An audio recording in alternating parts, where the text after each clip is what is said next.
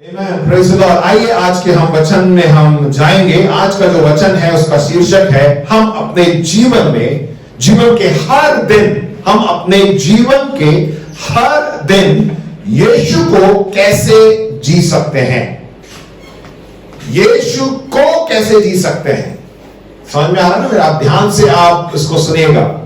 हम अपने जीवन के हर दिन यीशु को कैसे जी सकते हैं। जब हम इस संसार में रहते हैं तो हमारा जीवन यीशु में, यीशु को और यीशु जैसा हमें जीना है। समझ में आ रही मेरी बात? मतलब सब कुछ जैसे यीशु मसीह में था, जैसे यीशु मसीह संसार में रहे और यीशु मसीह ने कैसे जीवन बिताया, वैसे ही हमें भी जीवन बिताना है। यीशु को हम कैसे जी, how could we live Jesus every day of our life. यशाया उसके 55वें अध्याय 1 से लेकर 6 तक मैं आपके लिए पढ़ दूंगा, आप उसे ध्यान से सुनिएगा। आओ सब प्यासे लोगों, पानी के पास आओ, और जिनके पास रुपया ना हो तुम भी आकर मोल लो और खाओ। दाख मधु और दूध बिन रुपये और बिना दाम ही आकर ले लो। जो भोजन वस्तु नहीं है उसके लिए तुम क्यों रुपया लगाते हो, और जिससे पेट नहीं भरता उसके लिए क्यों परिश्रम करते हो। मेरी ओर मन लगाकर सुनो, तब उत्तम वस्तुएं खाने पाओगे और चिकनी चिकनी वस्तुएं खाकर संतुष्ट हो जाओगे। कान लगाओ और मेरे पास आओ, सुनो, तब तुम जीवित रहोगे और मैं तुम्हारे साथ सदा की वाचा बांधूंगा, अर्थात दाऊद पर की अटल करुणा की वाचा। 6वां वचन, जब तक यहोवा मिल सकता है तब तक उसकी खोज में रहो, जब तक वह निकट है तब तक उसे पुकारो। आमीन। जोर से बोलिए हालेलुया। परमेश्वर की योजना हमारे जीवन के लिए यही है कि हम हमेशा उसकी उपस्थिति में रहे, हम आनंदित रहें, उसकी शांति को अपने जीवन में महसूस करें, अपने परिवार में उसके आशीषों को महसूस करते रहें। आमीन। आमीन। आप विश्वास करते हैं? हम चाहते हैं ना कि परमेश्वर की आशीष हमेशा हमारे घर में रहे, उसकी शांति हमारे घर में रहे। परमेश्वर चाहता है, परमेश्वर अपने अनुग्रह से उसने उसको कर दिया है, आज वो हमारे साथ है। जब परमेश्वर हमारे साथ है तो हमें आशीष, हमें शांति, हमें सब कुछ प्राप्त होता है। परंतु जैसे मैंने कहा कि बहुत सी बार जो है हम प्रभु यीशु मसीह को तो अपना लेते हैं, बहुत ही अच्छी बात, उद्धार को हम प्राप्त कर लेते हैं, परंतु जैसे मैंने संदेश का जो मैंने शीर्षक जो बताया है, यीशु को हम नहीं जीते। एक छोटा सा उदाहरण मैं दूंगा। देखिए, एक व्यक्ति बीमार था, वो डॉक्टर के पास गया और डॉक्टर ने उसको उसकी जांच की और उसको बताया कि तुम्हें बहुत ही गंभीर बीमारी हो गई है और यदि तुम 1 महीने तक मुझसे इलाज कराओगे और इन दवाइयों को तुम लोगे तो तुम 1 महीने में स्वस्थ हो जाओगे, मैं इसका आश्वासन देता हूं। यदि डॉक्टर ने आपको भी ऐसी बात कही तो क्या आप उस बात को सुनकर, उसी डॉक्टर की बात को सुनकर अपने घर वापस ऐसे ही चले जाएंगे? क्या करना पड़ेगा? डॉक्टर ने कहा यदि तुम मेरी दवाई को लोगे तो और इलाज कराओगे तो जो है स्वस्थ करो। अस्पताल में बहुत से लोग अस्पताल में भर्ती तो हो जाते, दवाई नहीं लेते, उससे नहीं, पर हमें दवाई को लेना बहुत ही जरूरी है। जब हम दवाई को लेते हैं तभी जो है हम स्वस्थ हो पाएंगे, हमें जो है पूर्ण चंगाई को मिलेगी। हम भी जब प्रभु यीशु मसीह को ग्रहण कर लेते हैं, बहुत बड़ी अच्छी बात है, यीशु मसीह को हम सब ने ग्रहण किया है कि नहीं? बताइए कितने लोगों ने प्रभु यीशु मसीह को अपने व्यक्तिगत रूप से उद्धारकर्ता ग्रहण किया है? आमीन। हालेलुया। ताली बजाइए अपने लिए। आमीन। Praise the Lord. यदि आपने प्रभु यीशु मसीह को अभी तक अपने जीवन में ग्रहण नहीं किया है, उसे नहीं बुलाया है, आज वो दिन है। आप अपने हृदय को खोल के बैठिए, परमेश्वर का वचन आपको वचन को आप सुनिए और अंत में जो है आप परमेश्वर को से भेंट कर सकते हैं। आमीन। Praise the Lord. तो इस दिन को आप छूटिएगा मत। परमेश्वर हमसे बहुत प्रेम करता, हमें यीशु में जीना है, यीशु का जीवन हमें जीना है। वो चाहता है कि हम इसी प्रकार जिए अगर हम मसीह जीवन में यदि प्रभु यीशु मसीह को हमने ग्रहण कर लिया है और साधारण सा जीवन जी रहे हैं, तो वो मसीह जीवन नहीं है। परमेश्वर के वचन में जो जो बातें दी गई हैं, उसको अगर आप ध्यान से नहीं पढ़ते हैं, उस पर नहीं चलते हैं, तो वचन में ऐसा लिखा हुआ है कि हम अपने आप को जो है क्या दे रहे हैं, धोखा दे रहे हैं। बहुत सी आशीषों को हम खुद अनुभव नहीं कर पा रहे हैं। हमेशा यही प्रार्थना करते, प्रभु मुझे आशीष दे, मुझे शांति दे, मुझे चंगाई दे। परमेश्वर ने सब कुछ दे दिया। जब प्रभु यीशु मसीह को आपने ग्रहण किया, तो ये सारी वस्तुएं, ये सारी बातें जो है हमारे लिए दे दी गई हैं। सब कुछ मेज के सामने रखा हुआ है, परंतु अब भी हम मांग रहे हैं, प्रभु दे दे दे दे दे दे दे दे दे। क्यों? परमेश्वर कह रहा है मैंने सब कुछ दे दिया है, सब कुछ आपके सामने है। आपको क्या करना है?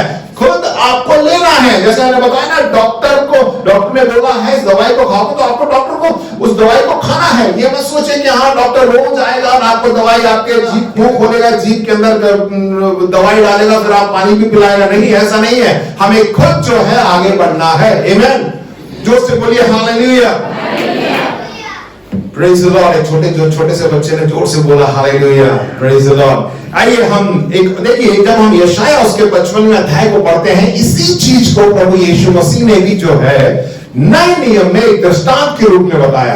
पिछले हफ्ते भी जो है पास्टर साहब ने जो है एक संदेश दिया था। वो क्या था, कोई बता सकता है? विवाह का भोज, मेमने का के विवाह का भोज, है ना। हम सब जब शादी में जाते हैं तो दावत के लिए जाते हैं कि नहीं? शादी में किस लिए जाते हैं? अक्सर शादियों में इसलिए जाते हैं कि क्या आज दावत मिलेगी, आज जाके हम खाएंगे, राइट। और देखिए, ये मत सोचिए कि अगर हमने मसीह बन गए हैं या हम परमेश्वर के राज्य में जाएंगे तो ये सब छोड़ना पड़ेगा। नहीं, परमेश्वर ने खुद कहा है, ठीक है, जब प्रभु यीशु मसीह का दूसरा आगमन होगा, वो हमारा दुल्हा है। कितने लोग विश्वास करते हैं? आमीन। वो हमारा दुल्हा है। हम कौन है? मैं कौन हूं? जोर से बोलिए, मैं दुल्हन हूं। आमेन, प्रेज द लॉर्ड। और जब वो आएगा तो वचन में भी लिखा हुआ है, जोर से तुरही फूकी जाएगी, राइट। आमेन। जैसे यहाँ पे उत्तर भारत में जैसे शादी होती है और बैंड बाजा बजता है और दूल्हा जैसे ही आता, सबको मालूम पड़ जाता है, सबको खुशी होती है, राइट। इन दिनों जो है बहुत ही शादियों में गए, तो उसी प्रकार जो है स्वर्ग का राज्य भी है। प्रभु यीशु मसीह भी एक दिन आने वाला है, हमको ले जाने आने वाला है। आमेन। क्या आप खुश हैं?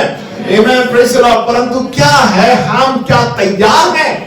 दुल्हन है तो हमें दुल्हन अपने आप को जो है तैयार करके रखना है। और शादी होता है तो जरूर उसमें दावत भी होती है। आमीन। सब खाना पीना भी होता है। और उसी के संबंध में एक और प्रभु यीशु मसीह ने भी यही दृष्टांत मत्ती उसके 22वें अध्याय में, ध्यान से सुनिएगा इसको अच्छी तरह। अगर आप देखना चाहते हैं तो आप सामने स्क्रीन में भी देख सकते हैं। यीशु फिर उनसे दृष्टांतों में कहने लगा, स्वर्ग का राज्य उस राजा के समान है जिसने अपने पुत्र का विवाह किया। देखिए यहां पर राजा कौन है? पिता परमेश्वर। बोलिए, राजा कौन है? पिता परमेश्वर। जिसने अपने पुत्र का विवाह किया, उसका पुत्र कौन है? ध्यान रखिएगा, ध्यान से इसे सुनिएगा। और उसने अपने दासों को भेजा कि निमंत्रित लोगों को विवाह के भोज में बुलाए, परंतु उन्होंने आना ना चाहा। फिर उसने और दासों को यह कहकर भेजा, निमंत्रित लोगों से कहो, देखो मैं भोज तैयार कर चुका हूं, मेरे बैल और पले हुए पशु मारे गए हैं और सब कुछ तैयार है, विवाह के भोज में आओ। परंतु वे उपेक्षा करके चल दिए, कोई अपने खेत को, कोई अपने व्यापार को। अन्य लोगों ने जो बच रहे थे उसको दासों को पकड़कर उनका अनादर किया और मार डाला। इन दोनों ऐसे ही हो रहा है, परमेश्वर के दासों को भी जो है मार दिया जाता है, राइट। तब राजा को क्रोध आया, उसने अपनी सेना भेजकर उन हथियारों को नाश किया और उनके नगर को फूंक दिया।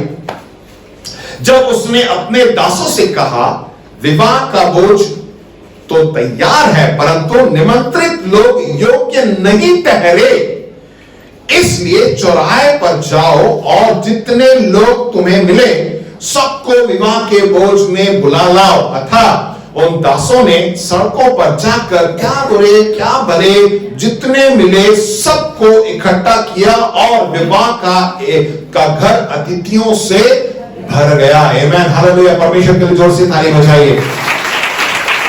यदि इन वचनों को आपने ध्यान से सुना है तो यही घटना, ये दृष्टांत प्रभु यीशु मसीह ने बताया।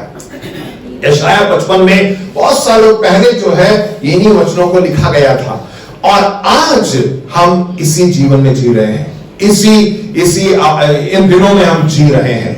क्या ऐसा नहीं हो रहा है? देखिए, सब कुछ यशाया में क्या लिखा हुआ है? सब कुछ निशुल्क है। वो कह रहा है ना कि तुम मेरे पास आओ, यशाया 95 आओ सब प्यासे लोगों, पानी के पास आओ, और जिनके पास रुपया ना हो। मतलब इसका मतलब यह है कि आपको उस पानी को पाने के लिए, उस खाने को खाने के लिए आपको पैसे देने की जरूरत नहीं है। दाख, मधु और दूध बिन रुपये और बिना दाम ही आकर ले लो। सुसमाचार जो है सबके लिए है। बोलिए आपस में बोल के, सुसमाचार सबके लिए है। परमेश्वर जो है एक अनाउंसमेंट कर रहा है कि आ जाओ, भोजन तैयार है। अब हमारे हाथ में देखिए, ये सबसे पहले ये वचन हमारे लिए, ये मत सोचिए कि जो है बाहर वालों के लिए है, ये हमारे लिए है। प्रभु यीशु मसीह ने जब ये दृष्टांत बोला तो वहां पे जो है जितने जो यीशु मसीह पर विश्वास करते थे उनके लिए उसने बोला। बहुत सी बार हम अपने जीवन में भी यही सोचते हैं कि ये दूसरों के लिए नहीं, हमें यीशु मसीह का जीवन जीना है। प्रभु यीशु मसीह यही चाहता है। मैं एक एक करके आपको बताऊंगा कि हमें क्या करना है। जब सबसे पहला वचन देखिए, प्रभु यीशु मसीह ने जो है के द्वारा जो है हमें उद्धार प्राप्त हुआ, ये सिर्फ उसका अनुग्रह है। क्या हमने कुछ किया? बताइए, हमने कुछ किया? हमने कुछ मेहनत की क्या प्रभु यीशु मसीह को पाने के लिए? नहीं, उसका अनुग्रह है, क्योंकि पिता हमसे बहुत बहुत प्रेम करता है। परमेश्वर चाहता है कि हम उस बोझ में जो भोजन वस्तु है, उस दावत में जो है हम सब शामिल हो और अच्छी तरह खाए पिए। वो चाहता है कि आज भी हम वैसा ही करें। अब अपने, जैसे वहां पे हम पढ़ते हैं ना कि बहुत से लोग अपने व्यवसाय में चले गए, कुछ अपने कामों में चले गए, कुछ अपने खेत में चले गए। हम आप जांच के देखिए, क्या हम ऐसा तो नहीं कर रहे कि हम अपने आप को जो है कभी उधर बातों में व्यस्त रख रहे हैं, परंतु परमेश्वर के लिए हमारे पास बिल्कुल समय नहीं है। वो कह रहा आ जाओ, परंतु हम उसको छोड़कर दूसरी जगह चले जाते हैं। मैं उन लोगों की बात नहीं कर रहा जो उनको पकड़कर मार दे रहे हैं, परंतु वैसे लोग जो कहते नहीं साहब, नहीं पादरी साहब हमारे पास टाइम नहीं है, मैं बुधवार को नहीं आ सकता, शुक्रवार को भी नहीं आ सकता। आप कभी भी नहीं आ सकते, क्योंकि सोमवार से लेकर शनिवार तक हर वर्किंग डे होता है, हर कोई काम करता है। बताइए, करते नहीं करते? बताइए, हर कोई काम करता है और हर कोई व्यस्त रहता है, परंतु क्या है, हमें समय निकालना है। जब दावत बुलाई जाती है तब तो दावत में हम जाते ही है कि नहीं, कि छुट्टी मान ले, चलो एक ही बार तो दावत मिली, छुट्टी लेके चले जाए। परंतु परमेश्वर जब बुला रहा ना तो बोलेंगे अरे यार आज नहीं, बाद में, और कभी जब समय मिलेगा। ऐसा मत करिए, परमेश्वर बुला रहा है, हाँ समय निकालना पड़ेगा। किसी के पास समय नहीं है। हर कोई जो है इस संसार में व्यस्त है। इवन बहुत से लोग ऐसे हैं जो इतवार के दिन भी प्रार्थना काम करते हैं, वो भी इतवार के दिन भी व्यस्त हैं, क्योंकि दुनिया ऐसी हो चुकी है। क्योंकि लॉकडाउन के बाद सब कुछ बदल गया है। रात में सोने का समय है, परंतु लोग सोते नहीं है, रात में जो है काम करते हैं। हम उस पर हम कुछ नहीं कर सकते, परंतु जब भी समय मिलता है हमें जो है परमेश्वर को खोजना, क्योंकि वो हमें बुला रहा है। सबसे पहली बात जो यशाया 55 के 1 में, जैसे मैंने अभी पढ़ा, प्यासे लोगों पानी के पास आओ, और साथ में लिखा हुआ है दाख, मधु और दूध बिन रुपये और बिना दाम ही आकर ले जाओ। सबसे पहली बात, जीवन का जल हमें पीना है। क्या पीना है? बोलिए, जीवन का जल हमें पीना है। आमेन, प्रेज द लॉर्ड।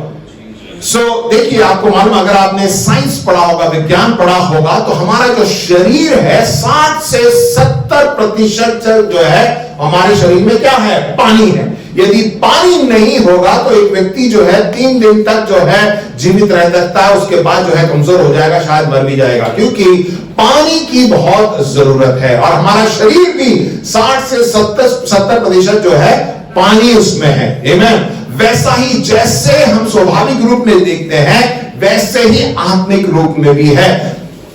हमें जो है आत्मिक जल को पीना है। और परमेश्वर के वचन में क्या लिखा हुआ है? यीशु ने उत्तर दिया यूहन्ना 3:5 में, मैं तुमसे सच सच कहता हूं, जब तक कोई मनुष्य जल और आत्मा से ना जन्मे तो वो परमेश्वर के राज्य में प्रवेश नहीं कर सकता। जल और आत्मा यानी जल पानी का बपतिस्मा ना ले और आत्मा पवित्र आत्मा का बपतिस्मा ना ले, वो परमेश्वर के राज्य में प्रवेश नहीं कर सकता है। आमीन। तो इसमें भी जल का जिक्र हुआ है। और एक बार देखिए, और यूहन्ना उसके 7:37 में इस प्रकार लिखा हुआ है, यदि कोई प्यासा हो तो मेरे पास आए और पिए। प्रभु यीशु मसीह ने कहा यदि कोई प्यासा हो तो मेरे पास आए, और यीशु मसीह ने कहा मैं ही जीवन का जल हूं। हमें अब देखिए, यीशु मसीह ने जब कहा कि मैं जीवन का जल हूं, जो मेरे पास आए और उस जल से पिए वो कभी प्यासा नहीं होगा। आज हम जो है अपने हमारे साथ पानी की बोतलों को लेके आए हैं, उसको जब हम प्यास होती है तो हम इसे पीते हैं। इसका मतलब उसको पीने के बाद ऐसा नहीं कि आपको प्यास बिल्कुल नहीं लगती है, बाद में क्या होता है 1-1.5 घंटे बाद फिर प्यास लगती है, राइट? हम उसे पीते हैं, राइट? परंतु प्रभु यीशु मसीह ने क्या बोला कि जो मेरे पास जो जल मैं तुम्हें देता हूं उसको तुम पियोगे तो तुम कभी प्यासे नहीं होगे। इसका मतलब ये नहीं कि हमने प्रभु यीशु मसीह को एक बार ग्रहण कर लिया तो उसके बाद सब कुछ सही हो जाएगा। नहीं, हमें प्रभु यीशु मसीह ने जब उस जल को पी लेते हैं, प्रभु यीशु मसीह हमारे अंदर आ जाता है, तो जैसा प्रभु यीशु मसीह चाहता है वैसे ही हमें अपने जीवन को बिताना है। देखिए, जीवन का जल प्रभु यीशु मसीह है। आमीन। जोर से बोलिए, जीवन का जल यीशु मसीह है। साथ में यशाया में लिखा हुआ है दाखमधु और दूध। आमीन। दाखमधु और दूध भी, पानी तो मिलता ही है, साथ में क्या है? दाखमधु और ये भी बोनस है। बहुत से कुछ लोग बहुत खुश जाते हैं, अच्छा प्रभु दाखमधु भी देता है। देखिए, उन दिनों जो है पानी अगर अच्छा नहीं है, उसमें कीटाणु होते हैं, तो उसमें दाखमधु मिला दिया जाता। दाखमधु एक दवा के रूप में इस्तेमाल किया जाता था, जिसमें वो कीटाणु मर जाते थे और पानी साफ हो जाता था, और उसको जो है दाखमधु वहां पे अब देखते हैं। अब दाखमधु का जिक्र जब हम करते हैं बाइबल में देखते हैं, तो जहां कहीं उत्सव हुआ करता था, जहां कहीं लोग एक साथ मिलकर जश्न मनाया करते थे, वहां पे दाखमधु, अगर आप अच्छी तरह याद करें, प्रभु यीशु मसीह ने सबसे पहला जो अद्भुत काम चमत्कार कहां पे किया था?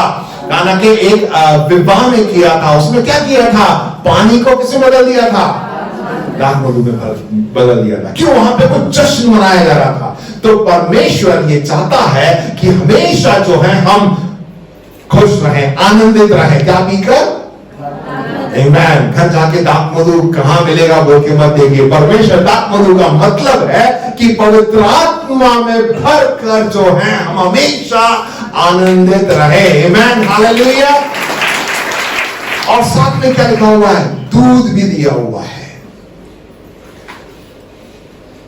दूध, ठीक है। देखिए, यदि हम बाइबल में पढ़ेंगे तो दूध जो है वो भी एक आत्मिक भोजन है, क्योंकि वचन में देखिए पहला पत्रस 2:2, नए जन्मे हुए बच्चों के समान निर्बल आत्मिक दूध की लालसा करो ताकि उसके द्वारा उद्धार पाने के लिए बढ़ते जाओ। दूध भी एक बहुत ही पौष्टिक आहार है, एक जिससे हमें पोषण मिलता है। पहला कोरिन्थियों 3:2 में लिखा है, मैंने तुम्हें दूध पिलाया, अन्न ना खिलाया। जब हम प्रभु यीशु मसीह को पहले हम ग्रहण कर लेते हैं तो हमें वो जो परमेश्वर का वचन है वो एक दूध के समान है। जैसे मैंने स्वाभाविक रूप में बताया ना, हर चीज जो है जैसा स्वाभाविक है वैसा ही आत्मिक है। जब एक बच्चा पैदा होता है तो सबसे पहले उस बच्चे को क्या दिया जाता है? मां का दूध दिया जाता है, क्योंकि मां के दूध में जो है वो पोषण है, और जब वो मां के दूध को पीता है तो उसे सामर्थ मिलती है। उसी प्रकार आत्मिक जीवन में भी जब हम प्रभु यीशु मसीह को ग्रहण कर लेते हैं तो हमारी आत्मा जो मरी हुई थी वो जिलाई जाती है। तो सबसे पहले हमें वो आत्मिक दूध को पीना बहुत ही जरूरी है। वो आत्मिक दूध क्या है? परमेश्वर का वचन। अभी हमने पढ़ा कि परमेश्वर का वचन वो देता है, आत्मिक दूध हमें देता है। यदि आप अभी आपने प्रभु यीशु मसीह को ग्रहण किया, मसीह जीवन में पहली बार आए हैं, मैं चाहूंगा कि आपके पास ये बाइबल का होना बहुत ही जरूरी है। यदि बाइबल नहीं है तो आप बाइबल ले सकते हैं, हमें बता सकते हैं। आपको जो है बाइबल, परमेश्वर के वचन को पढ़ना है। आमेन, प्रेज द लॉर्ड। आत्मिक दूध देखिए अब क्या क्या मिल रहा है, पानी और दाखमधु, दूध, सब कुछ मिलता है, सब कुछ है, परंतु क्या हम उसको ले रहे हैं? हर एक दिन जो है हम उसको पी रहे हैं, क्या उसका हम इस्तेमाल कर रहे हैं? वही है यीशु का जीवन जीना। आमेन, हालेलुया। सबसे पहला बिंदु क्या था कि हम जीवन का जल पिए। जोर से बोलिए, जीवन का जल पीना।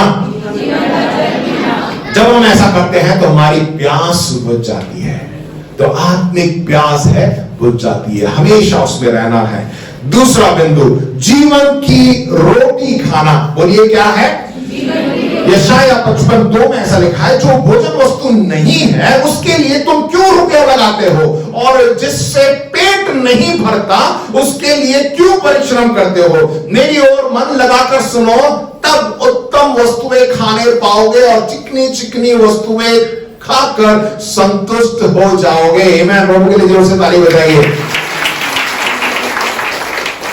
जो भोजन वस्तु ही नहीं है उसके लिए हम रुपया लगा के हम क्यों खर्च करें, बेकार करें? क्या लिखा हुआ है? मेरी ओर मन लगाकर सुनो, तब मैं उत्तम वस्तुएं खाने पाओगे और चिकनी चिकनी वस्तुएं खाकर संतुष्ट हो जाओगे। आमीन। कितने लोग ऐसा भोजन करना चाहते हैं? आमीन। देखिए, आत्मिक रूप में मैं पूछ रहा हूं, मैं शारीरिक रूप के लिए तो बहुत खाते हैं कि परमेश्वर हमें आत्मिक रूप में जो है हमें तृप्त करता है। परमेश्वर जो है हमें ऐसा भोजन देता है। जब इस्राएली संसार में थे, जब वो मूसा को लेके जा रहा था, तो परमेश्वर ने उनको खाने के लिए क्या दिया? मन्ना दिया, जो कि स्वर्गीय भोजन था। और उनको क्या करना था? हर एक दिन के लिए उनको उसे लेना था। उसको लेके जमा करके नहीं रख सकते थे कि हाँ मैं कल खाऊंगा, नहीं। आपको जितना चाहिए उतना आप लीजिए और उतना खाइए। अगर आपको लगता है यार मेरे को और खाना है, बाद में खा लूंगा, मैं शाम के चाय के साथ खाऊंगा, तो शाम तक आप जाएंगे तो वो खराब हो जाएगा था। हर एक दिन जो है उनको लेना था। आज भी वही स्वर्गीय मन्ना कौन है मालूम है? प्रभु यीशु मसीह ने क्या कहा? देखिए, यूहन्ना 6:32 से 35 तक पढ़ूंगा, ध्यान से सुनिए। यीशु ने उनसे कहा, मैं तुमसे सच सच कहता हूं कि मूसा ने तुम्हें वह रोटी स्वर्ग से नहीं दी, परंतु मेरा पिता तुम्हें सच्ची रोटी स्वर्ग से देता है। पिता परमेश्वर जो है हमें सच्ची रोटी स्वर्ग से देता है। उस वक्त जो गिरा था वो हम मन्ना बोलते हैं, पर उसको खा के वो तृप्त नहीं हुए थे। हर एक दिन बाहर जाके वो खाना खाते थे। परंतु यहां पे क्या बता रहा है? परंतु मेरा पिता जो परमेश्वर है तुम्हें सच्ची रोटी स्वर्ग से देता है, क्योंकि परमेश्वर की रोटी वही है जो स्वर्ग से उतरकर जगत को जीवन देती है। वो कौन है बताइए, जिसने जो स्वर्ग से उतरा और जिसके द्वारा हमें जीवन मिला? यीशु मसीह। तब उन्होंने उससे कहा, हे प्रभु, वह रोटी हमें सर्वदा दिया कर, हम रोज उसको खाना चाहते हैं। यीशु ने उससे कहा, जीवन की रोटी मैं हूं, और जो मेरे पास आता है वो कभी ना भूखा होगा, और जो मुझ पर विश्वास करता है वो कभी प्यासा ना होगा। परमेश्वर के लिए जोर से ताली बजाइए। यीशु मसीह जो है जीवन की रोटी है, जिसे हमेशा हमें पाना है। प्रभु यीशु मसीह यदि हमारे अंदर है तो हमेशा हम बढ़ते ही रहेंगे, आत्मिक जीवन में हम बढ़ते रहेंगे। हमें कभी जो है भूख और प्यास नहीं लेगी। हमें हमेशा ये मत सोचिए कि हाँ हमें रोज रोज जो के मन्ना को लेना है, अपने आप को तृप्त करना है। देखिए, प्रभु यीशु मसीह जब हमारे अंदर रहेगा, वो जीवन की रोटी हमारे अंदर हमेशा, क्योंकि मैं इसलिए, देखिए आप इसको दो तरीके से आप उसको आप समझ सकते हैं। एक तो आप कहेंगे कि हाँ मुझे जीवन की रोटी, प्रभु यीशु मसीह ने कहा मेरे जीवन मैं ही जीवन की रोटी हूं। तो जब प्रभु यीशु मसीह को अपने जीवन में रखते हैं तो हमें कभी भूख नहीं लगेगी, हम तृप्त हो जाएंगे। इसका मतलब यह है कि हम अपने जीवन में हर एक बातों में, हर एक कदमों में, हर एक कुछ भी आप करें प्रभु यीशु मसीह के को रखकर करें। प्रभु यीशु मसीह का जीवन हमें जीना है। बहुत सी बार हम अपने जब हम इतवार के दिन तो हाँ ठीक है हम कह सकते हैं कि हाँ यीशु का जीवन हम जी रहे हैं। सोमवार, मंगलवार, बुधवार, बृहस्पतिवार, शुक्रवार, शनिवार को क्या बहुत सी बार हम भूल जाते हैं कि प्रभु यीशु मसीह हमारे अंदर है। हमें ऐसा लगता है यार भूख सी लग रही है, शारीरिक नहीं आत्मिक रूप में ऐसा लग रहा है कि मैं थोड़ा कमजोर हूँ, आत्मिक रूप से थोड़ा कमजोर हो गया हूँ, मेरा मन ठीक नहीं है, मेरा कुछ अजीब सा हो रहा। क्यों मालूम? क्योंकि आप भूल गए कि प्रभु यीशु मसीह आपके अंदर है। हम प्रभु यीशु मसीह है तो भी हम भूल जाते हैं प्रभु यीशु मसीह अंदर है। इसलिए मैंने कहा कि यीशु मसीह का जीवन, यीशु मसीह हमारे अंदर हो तब जो है हमें बिल्कुल भूख नहीं लगेगी। तीसरी बात यशायाह 55:3 में ऐसा लिखा हुआ, कान लगाओ और मेरे पास आओ और सुनो। तीसरा बिंदु है जीवित वचन को सुनना। बोलिए क्या है? जीवित वचन को सुनना। जीवित वचन क्या है? देखिए इब्रानी 4:12 में इसमें लिखा हुआ है कि क्योंकि परमेश्वर का वचन जीवित है और प्रबल है। परमेश्वर का वचन कहता है कि ये जो परमेश्वर का जो वचन है वो क्या है? जीवित है, वो अटल है। आमेन, प्रेज़ द लॉर्ड। इसमें जीवन है और वो चाहता है कि हम परमेश्वर के वचन को पढ़ें और परमेश्वर के वचन को सुने। अभी क्या देखा? हमें परमेश्वर के वचन को सुनना है। कैसे सुन सकते हैं? मैं हमेशा में अपने बाइबल कॉलेज के जितने भी विद्यार्थियों को बोलता हूं, बहुत सी बार कहते हैं कि हाँ परमेश्वर के वचन को सुनना है और वचन में भी ऐसा लिखा हुआ कि विश्वास सुनने से और परमेश्वर के वचन को सुनने से आता है। परमेश्वर का वचन क्या, जब मैं यहां से पढ़ता हूं और आप सुन रहे हैं, क्या आपका विश्वास बढ़ता है? बढ़ता है? बताइए नहीं बताइए, हाँ या नहीं बताइए? बढ़ता है। लिखा है ना, सुनने से, परमेश्वर के वचन को सुनने से। यदि मैं ना बोलूं तो आपका विश्वास कैसे बढ़ेगा? क्या करना पड़ेगा हमें? सही बताया, जोर से बोलिए ना, क्या करना पड़ेगा? हमें पढ़ना होगा। और कैसे पढ़ना होगा?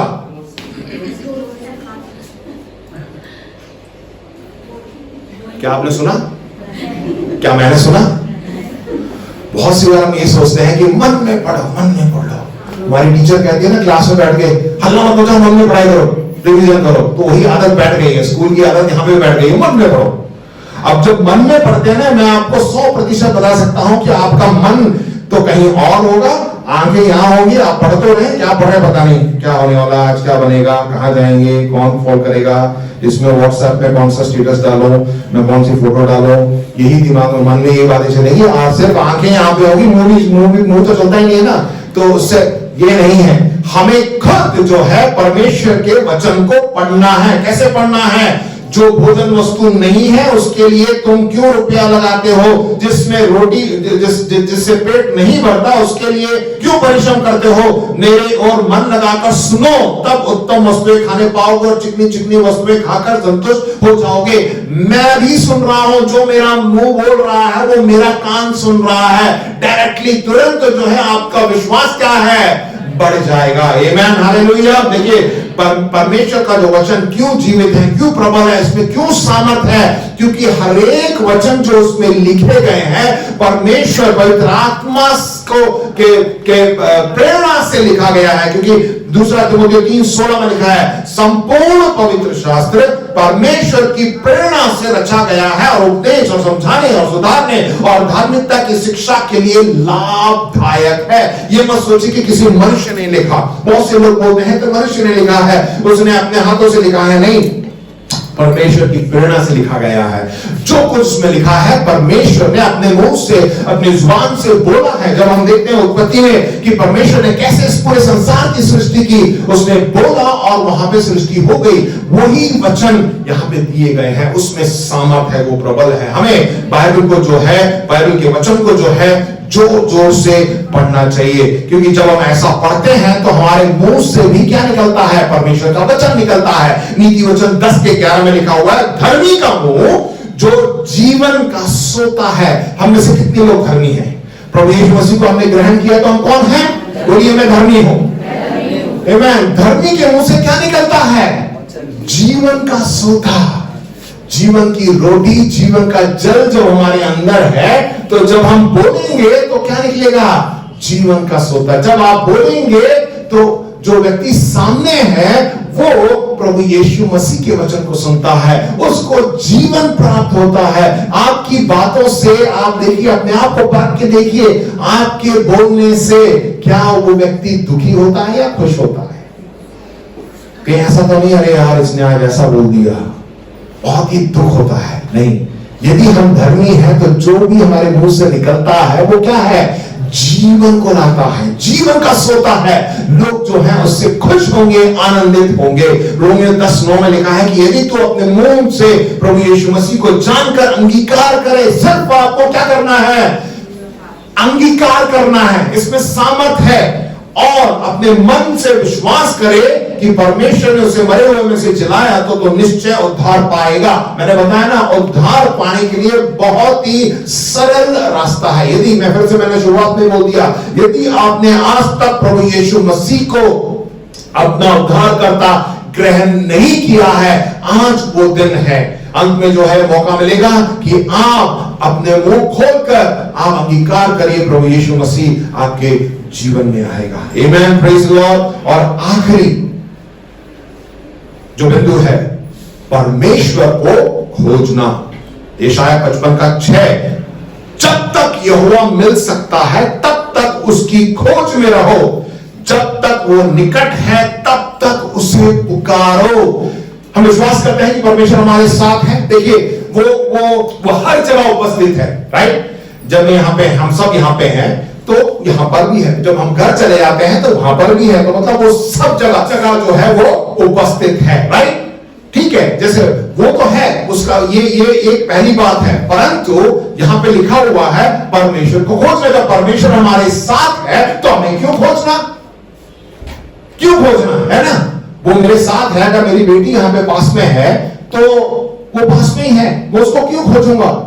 तानिया कहां चली गई? नहीं, बेवकूफ का काम जैसा हो जाएगा। परंतु वचन में जब लिखा हुआ उसको खोजना, उसका क्या मतलब है? खोजने का मतलब है कि हम उसकी उपस्थिति में रहें, परमेश्वर की उपस्थिति में हमेशा रहें। जब भी हम कुछ करते हैं, बोलते हैं, चलते हैं, फिरते हैं, जहां कहीं भी हम जाते हैं, आप याद रखिए कि परमेश्वर की उपस्थिति मेरे साथ है। जब आप समझते हैं हाँ प्रभु यीशु मसीह मेरे साथ साथ चल रहा है, तो आपके सामने आपका दुश्मन भी आ जाए जो आपको हमेशा जो है कुछ ना कुछ बड़ा बुरा कहता रहता है, आपको चिढ़ाता है, तो आप क्या करेंगे? प्रभु यीशु मसीह के समान उसको क्षमा कर देंगे, उससे बोलेंगे कोई बात नहीं प्रभु तुम्हें आशीष दे। यदि आप भूल जाएं कि परमेश्वर यीशु मसीह मेरे साथ है तो क्या होगा? कुछ लोग हंस रहे हैं, हमें नहीं मालूम, हम अपने आप से बाहर निकल जाते हैं। तो मैंने पिछली बार ऐसे बोला ना, अंदर का जानवर जग जाता है, ऐसा मत करने दीजिए।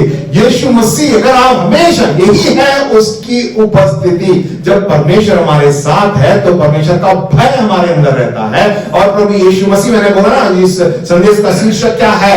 यीशु का जीवन जीना। यीशु हमारे साथ है तो यीशु मसीह ने जो किया वही मैं करूंगा। हमें जो है परमेश्वर को हमेशा खोजना है, उसको उपस्थिति में हमें रहना है। मत्ती 28:20 में लिखा है, और उन्हें सब बातों में मैं तुम्हें आज्ञा दी है, मानना सिखाओ, और देखो मैं जगत के अंत तक सदा तुम्हारे संग हूं। प्रभु यीशु मसीह ने हमें वायदा दिया है कि जगत के अंत तक मैं तुम्हारे साथ हूं, मैं तुम्हें कभी ना छोड़ूंगा, कभी ना त्यागूंगा। वो हमेशा वो हमारे साथ रहता है, सिर्फ हमें क्या है? उसको खोजना है। 2 वचन और उसके बाद मैं समाप्त करूंगा। भजन संहिता 10:4 में लिखा हुआ है, दुष्ट अपने अभिमान के कारण कहता है कि वह लेखा नहीं लेने का। उसका पूरा विचार यही है कि कोई परमेश्वर है ही नहीं। बहुत सी बार हम भूल जाते हैं कि परमेश्वर हमारे साथ है। उसका क्या मेन रीजन क्या है ना? हमारे अंदर जो घमंड है। हम सोचते हैं कि सब कुछ मैंने किया है, ये घर मैंने बनाया है, ये गाड़ी अपनी मेहनत से मैंने लिया है, ये व्यवसाय मैंने अपनी मेहनत से खड़ा किया है, सब कुछ मैं। जब आप मैं करने लगते हैं ना, तो परमेश्वर को भूल जाते हैं। बिल्कुल भूल जाते हैं कि परमेश्वर का ही अनुग्रह है। आपको काम करने के लिए शरीर में सामर्थ्य किसने दी है? बुद्धि किसने दी है? कौन आपकी अगुवाई कर रहा है? अभी इससे पहले वचन पढ़ा कि संसार के अंत तक मैं तुम्हारे साथ हो। वो हमारा हाथ पकड़ के हमारे साथ चल रहा है, पर हम अपने मसीह जीवन में हम सोचते हैं कि आज मैं यहां तक पहुंचा हूं तो ये मेरे वजह से है। तो जब अहंकार हमारे अंदर आ जाता है, घमंड हमारे अंदर आ जाता है, तो हो सकता है कि आप परमेश्वर आपको ना दिखे। तो यीशु मसीह आपके साथ जो खड़ा है उसके वचन में लिखा हुआ है, राइट? इसीलिए हमें अपने आप को नम्र करना है। जब आप परमेश्वर को खोजते हैं तो आप अपना अहंकार, अपना गर्व, अपना सब कुछ छोड़ के आप आए। दंडवत करें। दंडवत करने का मतलब ये नहीं है कि अब तान के जो है आप दंडवत कर रहे हैं। नहीं, आप जब किसी के सामने आते हैं, महान व्यक्ति है, तो अपने आप को नम्र करते हैं, अपने हाथ को जोड़कर, घुटनों पर आकर, अपने सरों को झुकाकर जो है नम्र। आप चाहे राजा हो, राजाओं के राजा भी हो, आप चाहे कितना भी बड़ा व्यक्ति हो, परंतु आपको अपने आप को नम्र करना है। तब परमेश्वर की उपस्थिति में जब आते हैं तो क्या होता है? देखिए, पहला इतिहास 28:9 में, यदि तू उसकी खोज में रहे तो वह तुझको मिलेगा। जब हम उसको खोजेंगे तब हमें, वो हमारे साथ है, परंतु जब हम उसे खोजेंगे, यीशु का जीवन जब हम जिएंगे, तब वो हमें मिलेगा। जब वो हमें मिल जाता है तो हमें ऐसे ही क्या मिलेगा? इब्रानी 11:6 में लिखा हुआ है, क्योंकि परमेश्वर के पास आने वाले को विश्वास करना चाहिए कि वह अपने खोजने वाले को क्या देगा? जोर से बोलिए, विश्वास से क्या देगा? और जोर से क्या? प्रतिफल देगा। मैं क्या खुश नहीं है? परमेश्वर में जोर से ताली बजाइए। वो प्रतिफल देगा। जब हम उसको खोजेंगे तो हमें वो प्रतिफल देगा। वो किसी भी तरीके से हो सकता है। आमेन, हालेलुया। तो आज हमने 4 बातों को देखा। पहला क्या है? जीवन का जल हमें पीना चाहिए। फिर जीवन की रोटी हमें खाना है। तीसरा, जीवित वचन को सुनना है। और चौथा, परमेश्वर को खोजना है। इसीलिए प्रिय भाई बहनों, परमेश्वर आज आपको मौका दे रहा है। आमीन। आइए अपने आंखों को बंद कर लीजिए।